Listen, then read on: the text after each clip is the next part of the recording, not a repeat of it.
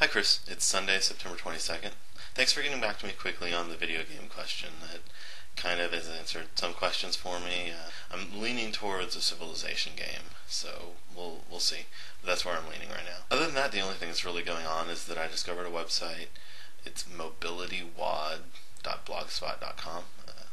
Link in the doobly-doo. And it's not so. WOD stands for workout of the day. It's a CrossFit term, but it's not really about working out. It's about like stretching and increasing your mobility and flexibility. And so far, I'm really, really blown away. The guy that runs it is known in the CrossFit circles as being like the expert on stretches, and his stretches are like you have normal workouts and then you have a CrossFit way of working out, right? Well, you have normal stretches and then you have his way of stretching, and it's like crazy, but it's good, and it really I found doing it just yesterday. I had some really bad knee pain that actually impeded my workout, right? So I did his knee pain stretch, and it was like crazy. You just check it out. Check out the link and look for. It's like the third. So you have to go back into the August videos, and it's like the third one they did on August 24th, I think it was, or 26th. But it's crazy. But anyway, it helped my knee pain, and my knees aren't hurting at all anymore. So I decided after doing that I would go through and just for at least a few weeks follow his stretching plan and just do whatever stretch he does. Well, actually, I'm starting at day one, so do the plan according to the like progression that he did. But I think it'll be really good, and it might be something that you want to check out even though you don't like exercising, because it's not really exercising, it's stretching and improving flexibility and mobility. And I think, too, one of the things that's nice for me, I was telling you about time complaints in the last video. Well, these are all set up so that they all take 10 minutes or less every day. So you can do them every day, and supposedly, from everyone that I've talked to that's done them, drastically increase your flexibility and 10 minutes. So that's cool. The other thing I want to talk about today, we talked about it a little bit, or I said I was going to talk about it, I guess, is management techniques. That's the main focus of this video. So you have three general kind of management, okay, we're going to divide it further, but you have three general ways of motivating people as a manager, right? The first one, this is kind of the military way. It's kind of what it sounds like your boss maybe does. It's motivation through intimidation. So this is like saying, you're doing horrible. If you don't do this the way I say, then I'll dock you X number of dollars, or just kind of in general negativity and yelling at the person and just kind of doing my way, the highway. Constantly checking up on people, making them feel like they can't really do what they're supposed to be doing, that they have to do it your way, and that the end result of this. So it's good for like A, jobs where people don't want to do their job, but B, jobs where there's no creativity, no like thinking involved, and it's just kind of route repetition. So like factory jobs, this can be the right technique. You don't need someone to be super creative. Sure, there are times that creativity can come into play and be a good thing, but overall, general like assembly line type of jobs, this can work out for. But in anything that involves more creativity, more thinking, and more intense processing, this isn't the way to go. So the second form, this is what a lot of companies do nowadays on a like higher level. So you have individual managers who may do the motivation through intimidation, or they may do another one. But companies tend to follow motivation through incentive, right? So it's like, hey, if you crank out more stuff in X time frame, then you'll get a bonus. And it can work, especially when people need the money.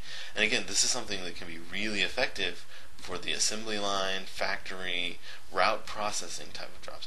It's probably more effective for a good worker, obviously, to have motivation through incentive than motivation through intimidation, because once you have people that are doing their job and doing the work well, then incentive will provide a way for them to go up and beyond what would otherwise be required.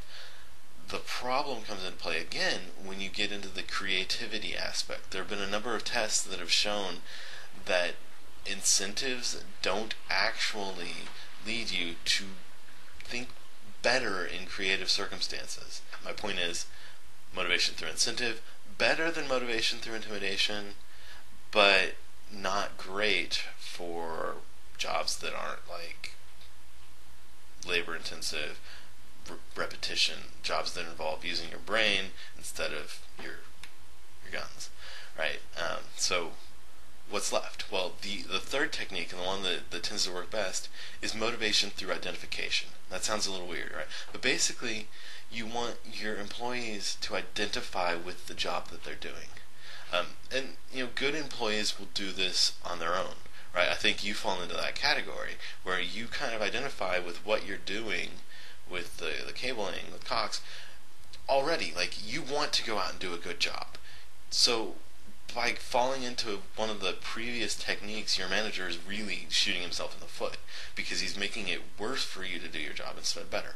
What needs to happen, he should be, and managers in general, in places where creativity and thinking is a good thing, is a almost requirement of doing a better job. Look for ways to help your employees identify with what they're doing. Make it more a part of what they do, and really build their sense of accomplishment with the things they do. If your manager, instead of saying, did you do this right, did you do it my way, fix this, fix that, was just like, hey, how'd that go? Oh, awesome. And left it at that. That's probably enough because you're doing a good job. If you weren't doing a good job, then that's a different story.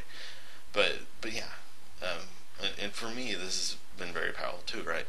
Because I've been left alone enough that I can identify with what I'm doing very heavily, and that has led to me getting a lot of stuff done very quickly and very well at my tasks at work. So I think this is a very powerful thing, and I think that a lot of managers really need to learn more about how to do things to follow that better. The second thing that kind of feeds back into it is macromanagement versus micromanagement, and I think really it falls back once you get into micromanagement, unless your employee doesn't understand what they're doing, doesn't understand the tasks out before them. When you fall back into micromanagement, you're implying that you don't trust the employee. So unless they need that help, you're sort of stepping backwards, pulling them away from identifying with what they're doing, which intrinsically means that you're automatically falling back into one of the other programs, either incentivization or intimidation. Usually intimidation, because usually micromanagers end up saying that you're doing things wrong and that you need to do them their way.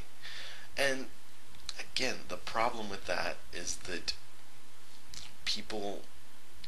so the whole problem, and I should have really touched on this a little bit sooner, the whole problem with all of that, whether intimidation or incentivization, is that the employee ultimately will figure out basically a level, maybe here, maybe down here, maybe up here. It just depends on what the employee needs to get by, right? But they'll find the level that gets them enough, makes them happy enough, and that's all they will ever do. Whereas if they're heavily identifying with the job and able to just do what they can, they'll do it as high level as they can, regardless of what that incentive would have put them at, whether it's here, here, or here. They'll try to be here all the time if they can, because they're identifying with that job heavily, and they're feeling worth themselves with how they achieve things.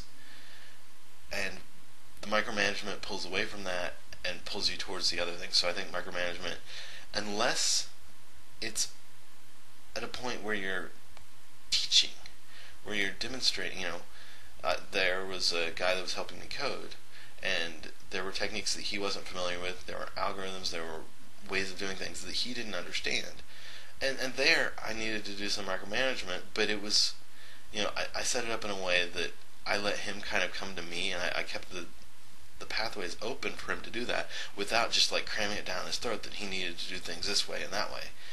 And it's really nice because he actually, even though he wasn't the most experienced programmer, he got a lot done.